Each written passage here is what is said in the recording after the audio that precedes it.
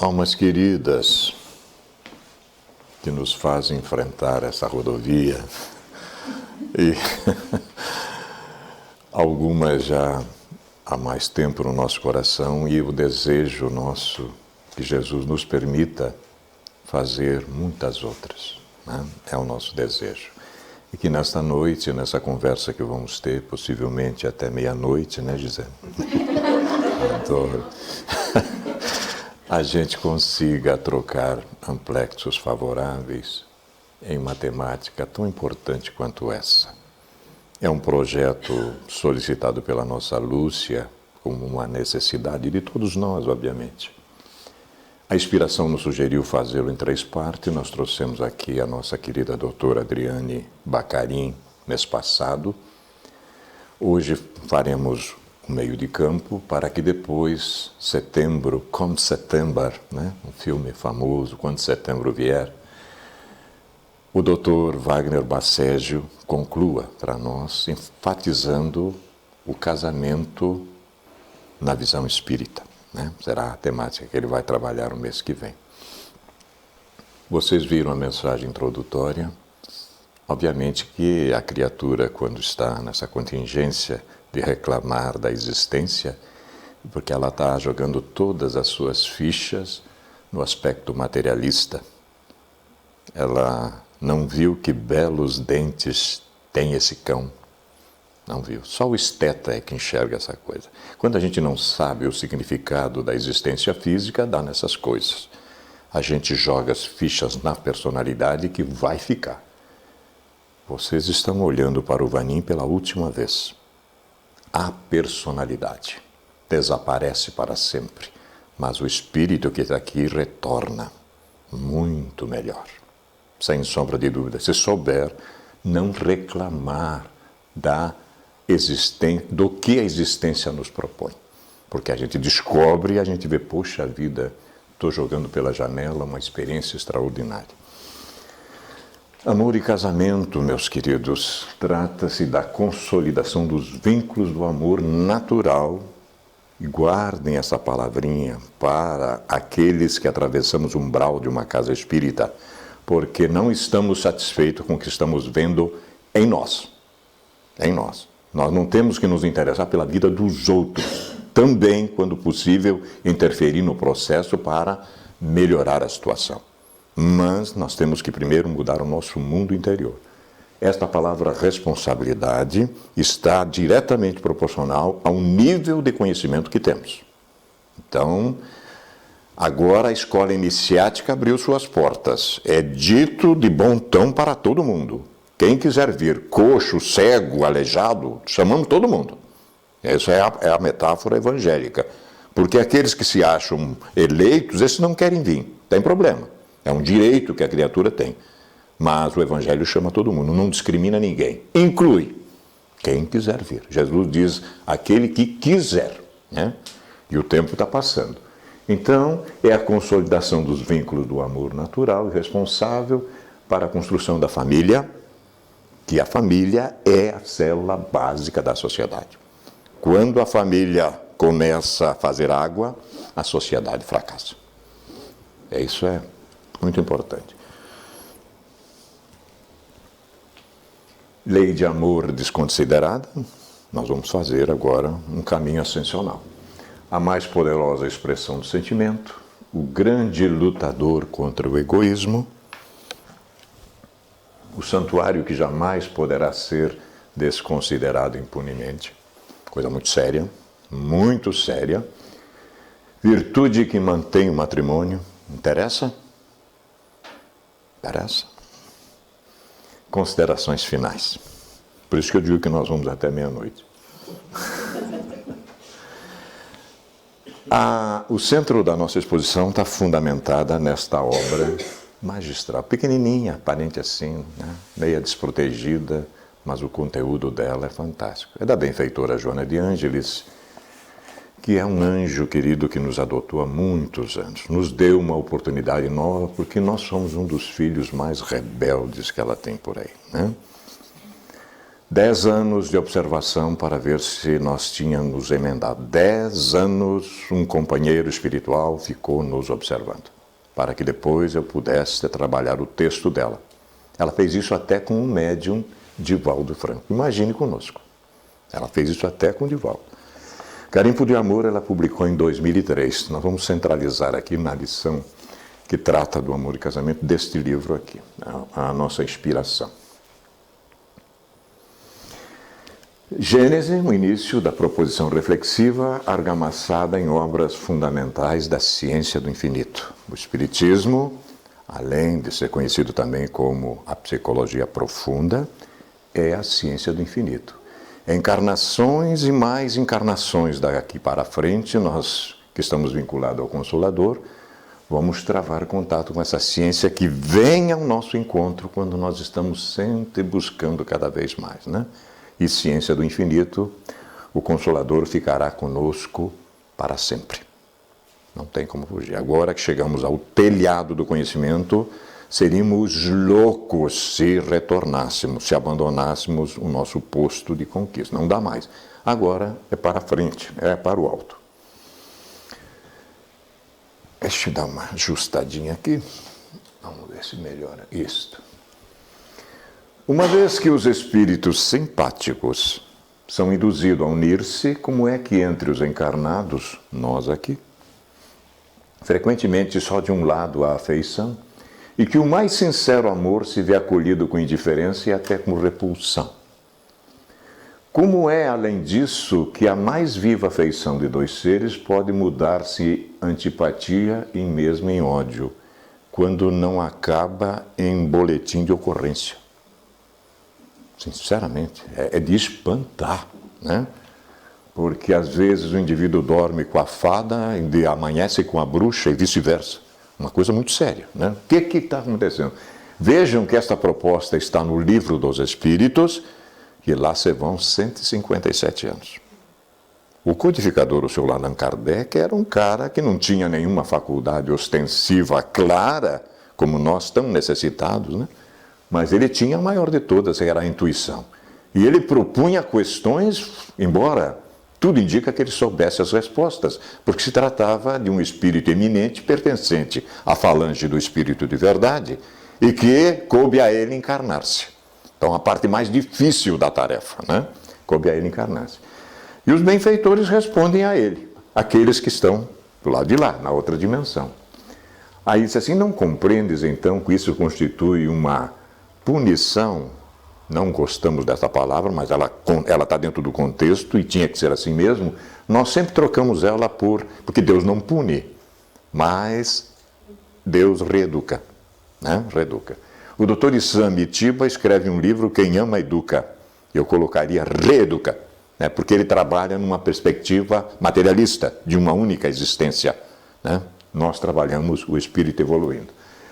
Não compreendes então que isso constitui uma reeducação, se bem que passageira, no caso da punição? Depois, quantos não são os que acreditam amar perdidamente porque apenas julgam pelas aparências e que, obrigados a viver com as pessoas amadas, não tardam a reconhecer que só experimentaram encantamento material? Mas é aí que está o X da questão. Esta ilusão era exatamente para a gente começar a encrenca. Vai vir depois as provas. Mas daí a gente foge. Puta, me enganei. Não se enganou, não, está tudo certo. Essa ilusão, né? Aquela paixão arrebatadora e depois vem as provas. Mas não está errado, não. A gente vai ver. Não basta uma pessoa estar enamorada de outra que lhe agrada, em quem se supõe belas qualidades. Que a gente doura a pílula, né? Então a gente faz toda aquela encenação e conquista. E depois, né? Vivendo realmente com ela, é que poderá apreciá-la só depois de 1 quilo de sal juntos. Aí a gente, só depois. Uma metáfora interessante. Tanto assim que em certas uniões que a princípio parecem destinadas a nunca ser simpática, tem o reverso da coisa. Acabam os que as constituíram, depois de se haverem estudado bem e de bem se conhecerem por votar-se reciprocamente, duradouro e eterno amor, porque assente na estima. Foi o caso que aconteceu lá em casa. Chegamos a uma conclusão depois de quase 50 anos, minha querida, vamos seguir junto. Não tem jeito. Você não tem, porque começar de novo, minha gente, Deus nos acuda, né? Claro, mas a gente resolveu, vamos tocar, vamos tocar. Cumpre, não se esqueça de que é o espírito quem ama, e não o corpo físico, né? De sorte que, dissipada a ilusão material, o espírito vê a realidade. Duas espécies há de afeição, a do corpo físico e a do espírito, acontecendo com frequência tomar-se uma pela outra. Quando pura e simpática, a afeição da alma é duradoura. Efêmera a do corpo físico. Daí vem que muitas vezes os que se julgavam amar-se com eterno amor, né, passam a odiar-se desde que a ilusão se desfaça. Mas não está errado, não. Nós vamos ver que não está errado, não. Né? Então, isso está na questão 939 do nosso livro fundamental. Um casamento perfeito, meus queridos, é apenas duas pessoas imperfeitas que se recusam a desistir um do outro. Alguém aqui já se julga perfeito? Estamos longe disso, mas já demos o primeiro passo. Já demos o primeiro passo. Chegará um momento que vamos nos auto-enfrentar, porque nós temos dentro de nós uma sombra densa que está impedindo que nós avançamos. E isso é fundamental. Enquanto eu não resolver essas encrencas comigo, eu vivo brigando do lado externo. O problema está aqui dentro conosco, né? É assim que trabalha a psicologia profunda. No casamento, o que é de ordem divina é a união dos sexos. Por quê? Para que se opere a substituição dos seres que desencarnam. Tudo bem, a divindade determinou que fosse assim. Mas na união do sexo, a par da lei divina material, comum a todos os seres vivos, há outra lei imutável, como todas as leis de Deus, exclusivamente moral, que é esta lei fundamental ali, a lei de amor. Quis a divindade que os seres se unissem não só pelos laços da carne. Um dia foi assim, nós não tínhamos responsabilidade nenhuma, era só para a procriação, né?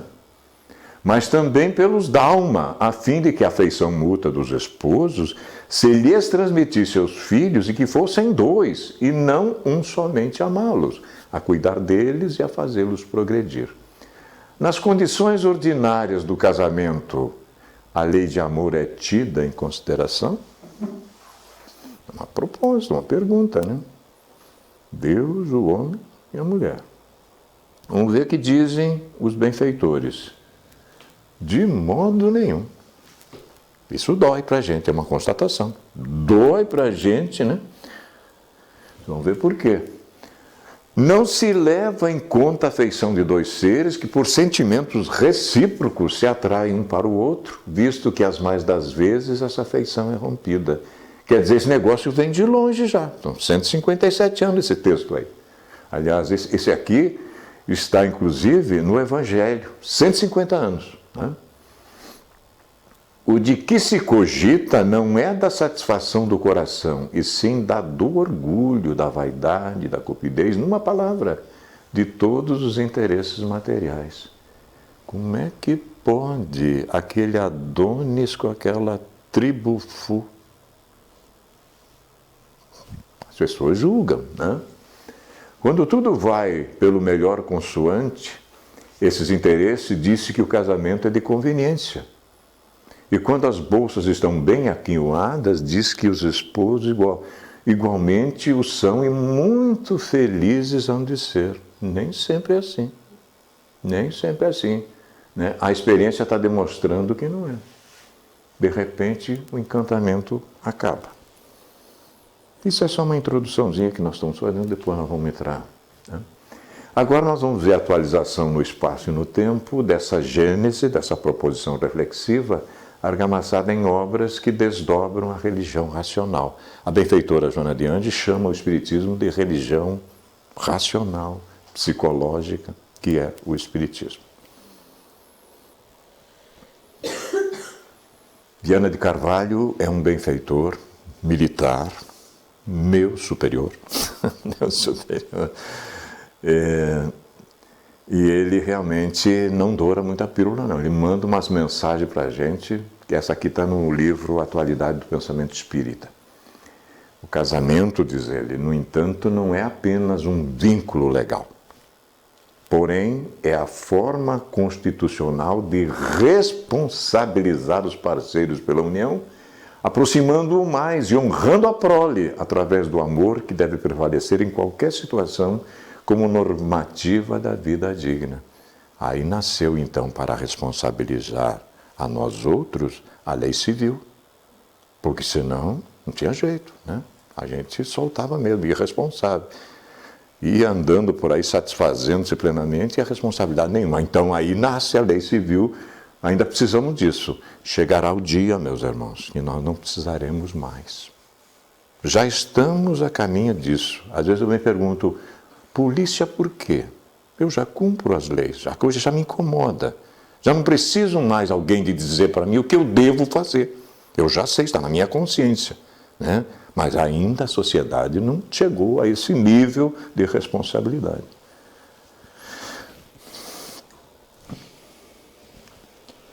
A mais poderosa expressão do sentimento é o amor. Força incoercível, a tudo transforma e enriquece com a pujança de que se constitui. Não foi por outra razão que Jesus o transformou num mandamento maior. Aquele de mais alto significado que abrange todas as aspirações e ideais da criatura humana. Quando esplende no coração, faz dínamo gerador de energias que propiciam vida e fertilizam os seres, enquanto que ausente, faz-se responsável pela debilidade das emoções e transtorno dos comportamentos. Então são dois momentos. Quando o amor está presente e quando ausente, o que causa na nossa vida, né? Quando a gente se encaixa nessa segunda hipótese, é porque a gente não ama ainda, né? Não ama. O amor é de essência divina. O apóstolo João chega a dizer que Deus é amor nas suas cartas, né? Por facultar, por permitir os estímulos necessários para a sublimação dos sentimentos. Em face da necessidade da reprodução dos seres, no homem e na mulher expressa-se com a força de atração dos sexos, que supera os impulsos primários e oferece estabilidade emocional para toda uma existência de união e de lutas renovadoras. Nós vamos ver que não vai ser a problemática do sexo que vai permitir com que a união logre êxito. Não é, não. Quando viceja o interesse entre duas pessoas que aspiram à união, o amor faz-se responsável pelo equilíbrio e pela felicidade relativa dos parceiros, produzindo energias que são permutadas a serviço da construção da beleza, da arte, dos valores dignificantes do pensamento e do conhecimento, né? Ele se pronuncia de diversas maneiras. Tudo isso é amor, né? Bacana.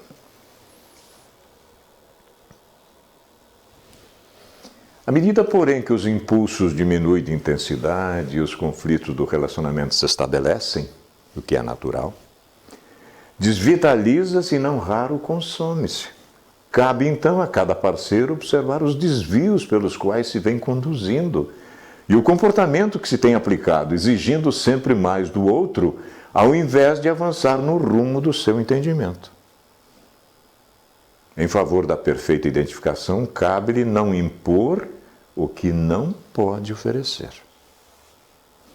E mesmo que lhe seja factível essa doação, estimular o outro a que logre sem a necessidade de exigências ou caprichos que geram ressentimentos dispensáveis ou distância desnecessária. Muito sério, diálogo constante, né? É muito importante. Nem todos os seres, no entanto, encontram-se aptos para amar. Parece um paradoxo, né? Porquanto nem sempre aprendem como se ama e como se expressa o amor. Nós temos um caso pessoal que não tivemos direito nessa existência de ter uma família organizada. Fomos conhecer uma família quando conhecemos a nossa companheira. Aos 17 anos eu conheci uma família. nos padrões convencionais normais. Nós não tivemos direito a isso porque tivemos que sair do lar com 9 anos e não voltamos até hoje, embora temos contato com a família nuclear. Mas faz parte de uma reeducação, né? Um dia, no grupo mediúnico, já tenho contado aqui para as pessoas, falava-se sobre família e eu disse, poxa vida, papai físico foi apenas um reprodutor, né? Porque não tive a aventura de ter essa família tradicional, convencional. Terminados os trabalhos na mesa, um médium que estava incorporado com o benfeitor, que ia dar a sua lição final, volta-se para mim e crava os olhos em mim. Diz assim, meu filho, quando ele fala assim, eu já começo a tremer um pouquinho. Quando você tiver ele de novo como filho, eduque-o melhor. Quase que eu desencarno. E daí eu fiquei sabendo como é que a coisa começou, né? Então a gente não pode atirar pedra na vidraça dos outros, né? Não pode. Especialmente quem lhe sofreu carência na infância, olhe só, ressente-se por toda a existência, tendo dificuldade de identificá-lo quando surge, ou expressá-lo quando já o possui. Graças ao bom Deus eu consegui reverter o processo, mas demoraram 32 anos. Traumas terríveis de infância que a gente tem que vencer. E que fui eu que dei o pontapé inicial. Fiz o trabalho mal feito. Nessa ausência de sentimento de amor, confunde-se exigência e posse, capricho e morbidez com o nobre sentido da vida, ficando-se à margem da sua manifestação libertadora. Então, meus irmãos, a coisa é muito séria, né? É muito séria realmente. Eis porque é necessário aprender-se a amar, porquanto o amor também se aprende, aprimorando-se incessantemente. Esse aprendizado é feito através de treinamento, de exercícios repetitivos, no início sem muita convicção, para de imediato passar-se a senti-lo em forma de bem-estar e de harmonia íntima. Veja que a imagem retrata isso. É possível, né? A disciplina, a perseverança, a gente consegue obter isso, né? O Evangelho nos propõe perseverar até o fim. Essa é a proposta do Cristo. À medida que se fixa no sentimento, ocorre uma mudança de comportamento de saúde e experiências humanas. E o ser todo se transforma emulado pela sua dúlcida melodia envolvente. Então vale a pena, né, investir nesse aspecto do amor. Ao mesmo tempo, irrompe calmamente em forma de autoestima e confiança em si mesmo, fazendo que desabroche os valores espirituais que dão sentido e significado à vida. Lentamente as emoções tornam-se compensadoras, por propiciar a alegria de viver e de participar do relacionamento afetivo com outra pessoa. O amor que se dá é o amor que se recebe. E mesmo quando não é correspondido, abre espaços felizes para o perdão e para a compaixão pelo outro. Eu vou casar com a Madalena para me fazer feliz, né? E a minha contrapartida nada? Eu não tenho nenhuma participação. É só ela? Não funciona, né? Não funciona.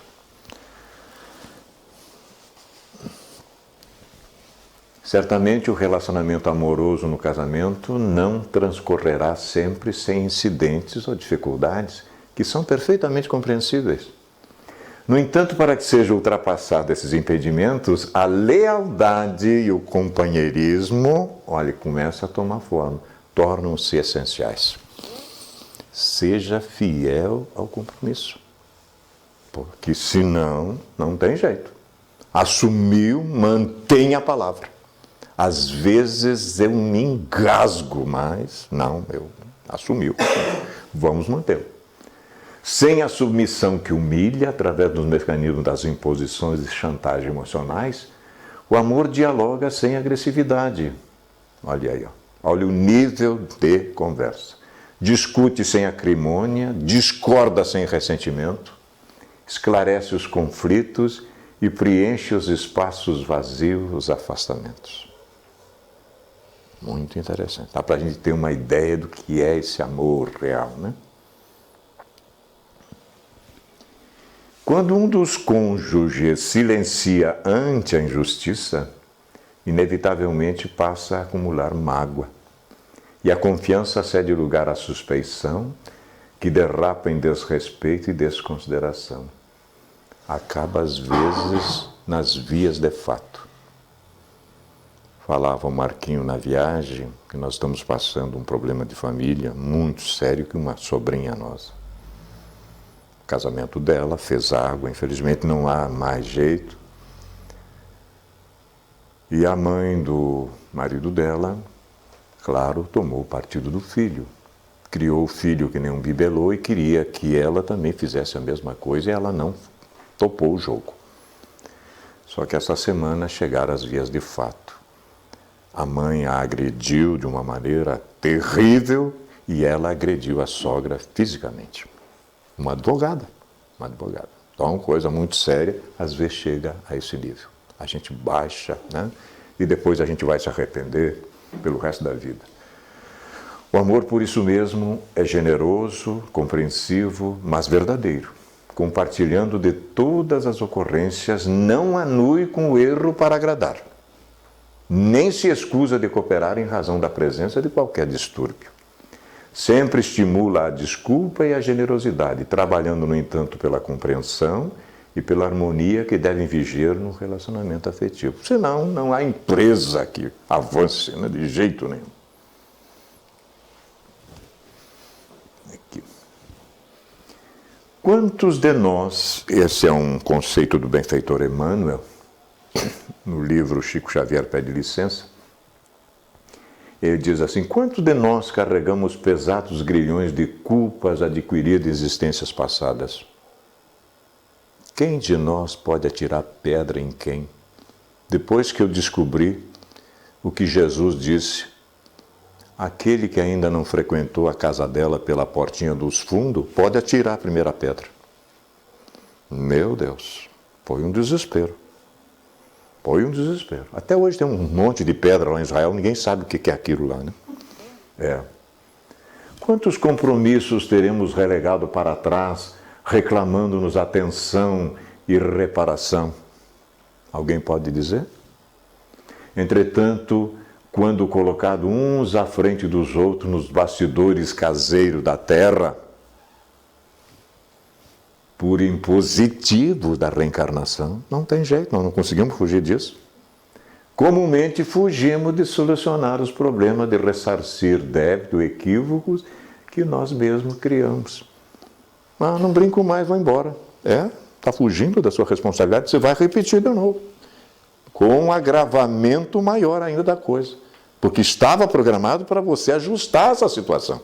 Aí está a sua prova, sua expiação, e você está fugindo dela, né? Aí tem que fazer todo um planejamento de novo, deixar o relógio da vida seguir outra vez. Isso demanda tempo, né? Demanda tempo. Além disso, que o dever é dever, não padece dúvidas. Todavia, em muitas ocasiões, não dispomos de força necessária para cumpri-lo. E se no mundo encontramos, por vezes, credores humanos e generosos que nos aguardam com paciência, que dizer do Senhor, cuja justiça se erige em bases de infinita misericórdia? Tudo bem, é verdade. Mas Jesus disse um dia: até quando vos aguentarei? Nós, suas ovelhas, que ele tem que entregar ao Pai perfeitas. Porque diz em outro momento que nenhuma das ovelhas que o Pai confiou a ele, que somos nós, você perderia. E a gente está só complicando, né? E o tempo está passando. Coisa muito séria.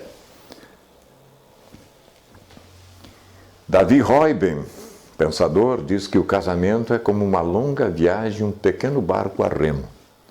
Se um passageiro começar a balançar o barco, o outro terá que estabilizá-lo. Caso contrário, os dois afundarão juntos.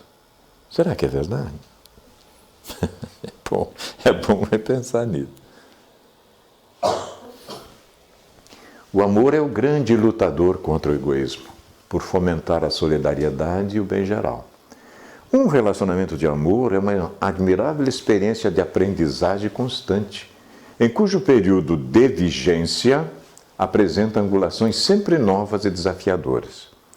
Desarma quem preserva dúvidas e suspeitas, permitindo que a pessoa sinta-se tranquila, nunca ameaçada, em sintonia com o anelo da legítima compreensão. Né? Aquela imagem da mãe com o filho, do filho se entregando à mãe, né, é uma das coisas mais belas do mundo. A outra é o colo que Jesus nos oferece há tanto tempo, né, e a gente não percebe. Quando o amor real suplantar os interesses imediatos do sexo e a necessidade do companheirismo e da ternura sobrepujar as inquietações do desejo, o matrimônio se transformará em união ideal de corpos e de almas a serviço da vida. Mas nós vamos ter que superar essa contingência. Para esse desiderato, para esse desejo, cabe a cada parceiro o dever de não se deixar anular a pretexto de afeição pelo outro. A individualidade continua, a gente não se funde, a gente se respeita. Né? Nem se permitir uma situação de subalternidade ou de servilismo, tampouco de presunção e prepotência. Um dia, meus queridos, eu já contei aqui, a Lúcia sabe disso, eu descobri uma coisa no livro dos Espíritos, o gaúcho macho bigodudo aqui. São os mesmos espíritos que ora habitam o corpo masculino, ora habitam o corpo feminino. Digo, ai meu Deus do céu. Passei a colocar a mulher, entendeu? Porque eu tenho um sonho recorrente, de vez em quando estou indo para a Casa Azul, cheio de livro para reencarnar novamente, e o benfeitor diz para mim, meu filho, a sua casa agora é a rosa. Você vai para cá. Tá bom, beleza. O amor dulcifica e transforma para melhor, jamais se impondo e constrangendo. A gente às vezes começa como nesses arranhões, mas depois a gente vai estabilizando e a imagem é muito bonita, né? Organizada a família antes da reencarnação, é uma proposta, o plano é feito no mundo espiritual. Mas eu tenho livre-arbítrio para aceitar ou não aqui. Eu posso mudar. Quando são eleitos futuros membros que a constituirão, ou sendo resultado da precipitação em previdência sexual de muitos indivíduos, a gente cria aqui a família, né, às vezes, né? De qualquer maneira, diz a benfeitora, seja programada lá ou seja feita aqui, é sempre o santuário que não pode ser desconsiderado sem graves prejuízos para quem lhe perturbe a estrutura. Seja programada lá ou seja feita aqui, olha aí, santuário que a gente não escapa se a gente não cumprir com as nossas obrigações, porque é de origem divina. A programação lá na dimensão espiritual, né? Há no terceiro livro da série André Luiz, Missionários da Luz, uma reencarnação programada. Interessante. Quem puder chega lá no capítulo da reencarnação de Segismundo, é todinha contada como é que a coisa acontece numa reencarnação programada. No momento em que a mãe, desdobrada na dimensão espiritual, recebe em seus braços o espírito na forma infantil, as células começam a se multiplicar no corpo físico. Naquele momento, ela recebe nos braços a criatura desdobrada. No dia seguinte, ela começa a escutar choro de criança e sabe que está grávida. Né? Ela intuitivamente sabe que está grávida, porque ela foi desdobrada na dimensão espiritual. O amor conjugal alça os indivíduos a patamares de harmonia e de alegria de viverem comuns, pois que tal é o seu objetivo, tornando-se clímax abençoado do desenvolvimento espiritual dos seres. Tem gente que foge do casamento como o diabo da cruz, né? Eis porque a divindade permite a reprodução em clima de emoções elevadas, tornando o matrimônio instrumento educativo e orientador para a construção da família ditosa na face da terra.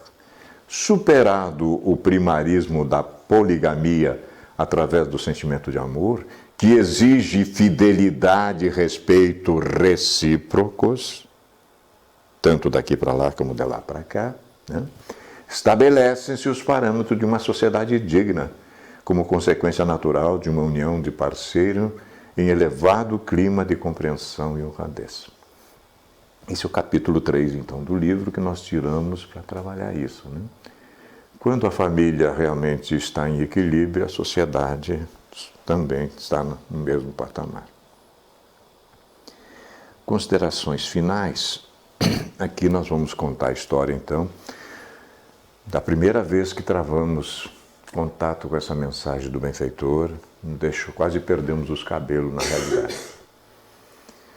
Diz o benfeitor Emmanuel, essa mensagem está num livro antigo, nós recuperamos ela, depois nós vamos ver aqui a menção.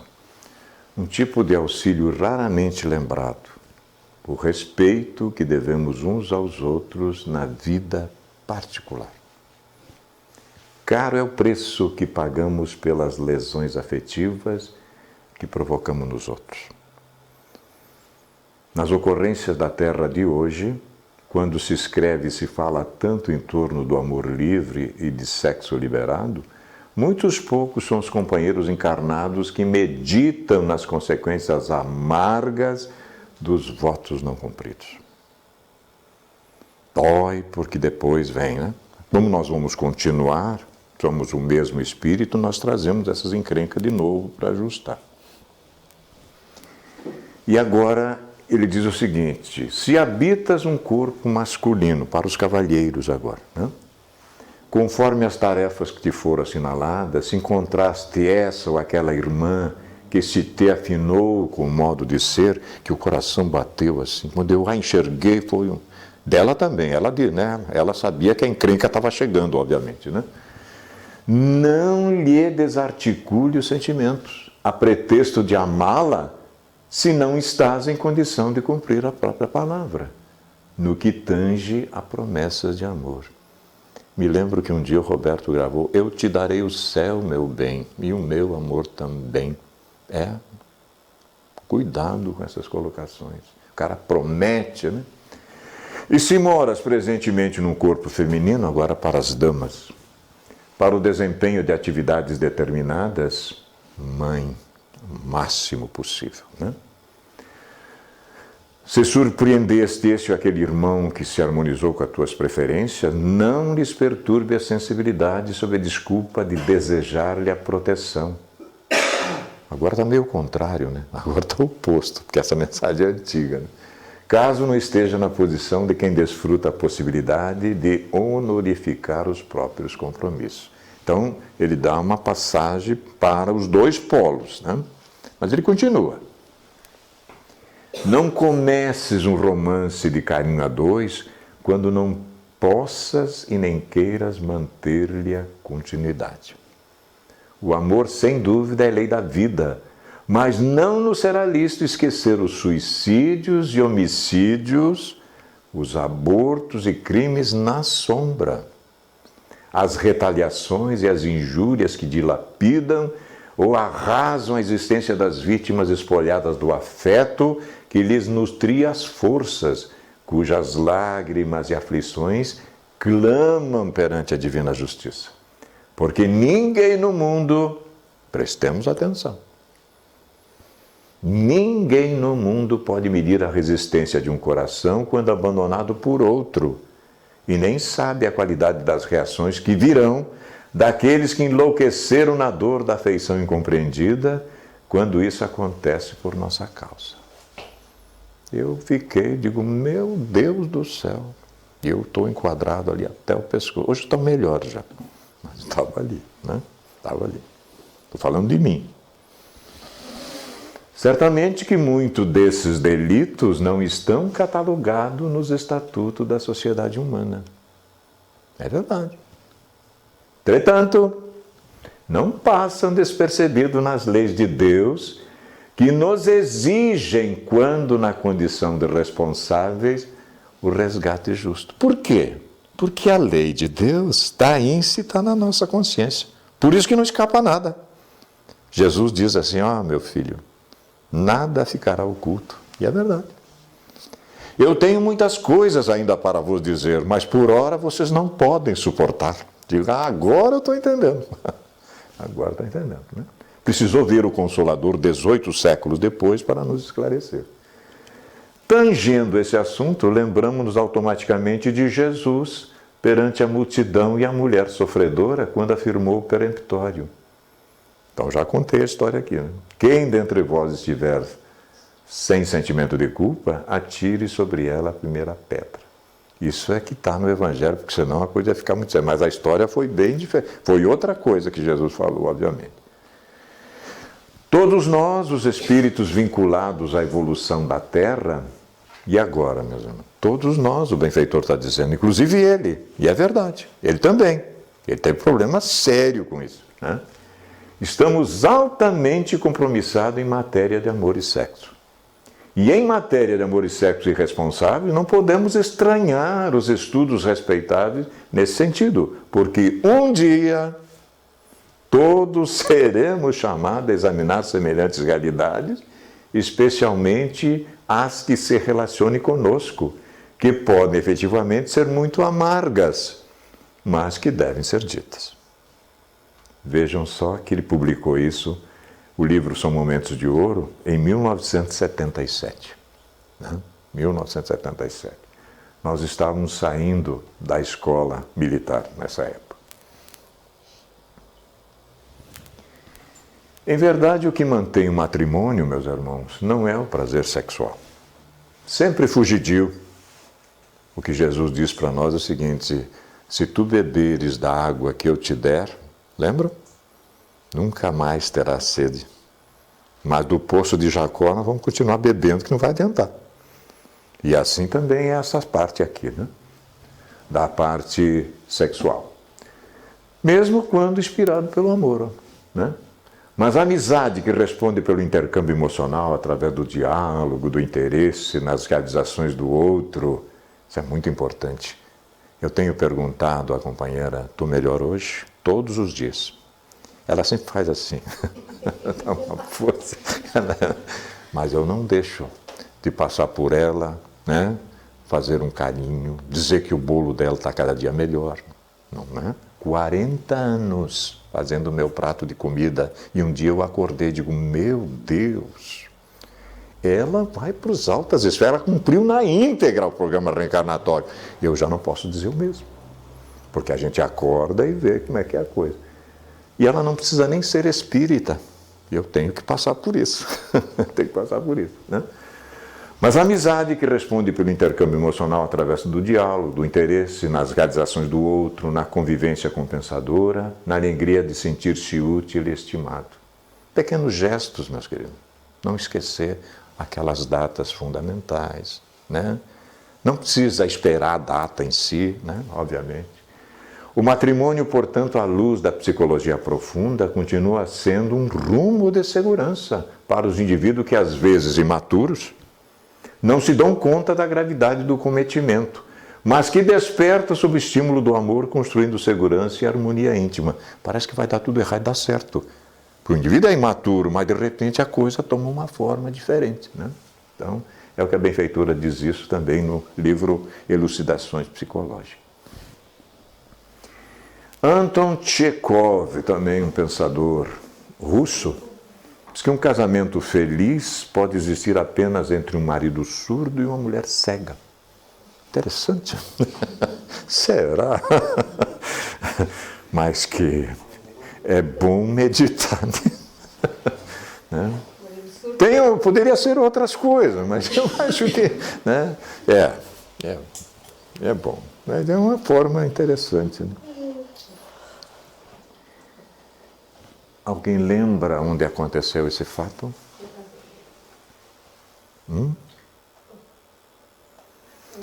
Eu vou dar uma dica. Foi a primeira aparição pública do Cristo cósmico.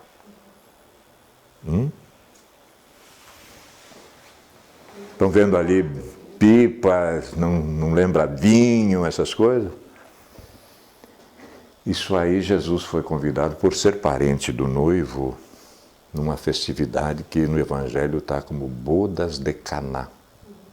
Foi a primeira aparição pública do Cristo. E se ele foi num casamento, o que significa que ele chancela o matrimônio. Ele apareceu a primeira vez em público. E o que ele fez ali? Lembram o que aconteceu, o fato ali? Né? Começou a vir convidado, o cara convidou um monte de gente, de repente faltou o vinho, né? Faltou o vinho. E aí aconteceu um fato extraordinário. Era muito comum naquela época, os caras serviam primeiro o vinho bom, aí a turma bebia um pouquinho, ficava meio alegre, depois ia o outro, e o cara nem notava. O que é que aconteceu ali? Alguém lembra? Exatamente o contrário. Depois que Jesus transforma a água, quem bota água nas bilhas, e ele transmagnetiza a água e transforma num vinho que ninguém sabia. Aconteceu um fenômeno oposto. O vinho último era melhor do que o inicial. Então é um símbolo muito forte para nós que ele chancela o matrimônio. Não a cerimônia religiosa, o matrimônio, a união de dois seres para constituir a possibilidade de outras criaturas vir ao mundo. É uma determinação divina, não tem como fugir. Isso quem acentuou foi a Mãe Santíssima, com uma mensagem final nós vamos deixar aqui. Ó. Mãe Santíssima, que está em João 2, 1 a 12, fazei o que ele vos disser. Então, aquilo que Jesus disser a nós, meus irmãos, tratemos de fazê-lo porque ele comunga diretamente com a esfera do Pai. A Espírito puro entende todo esse processo nosso e coordena os nossos processos ético-morais de evolução na direção da plenitude. Acreditamos ser isso que trouxemos por... Nós ainda não estamos concluindo o projeto, iremos concluir no mês que vem, mas temos aqui material interessante para que a gente possa meditar nessas questões do amor e do casamento. Do fundo do nosso coração, uma imensa gratidão pela bondade e o carinho que tiveram conosco nesta noite. Muita paz a todos.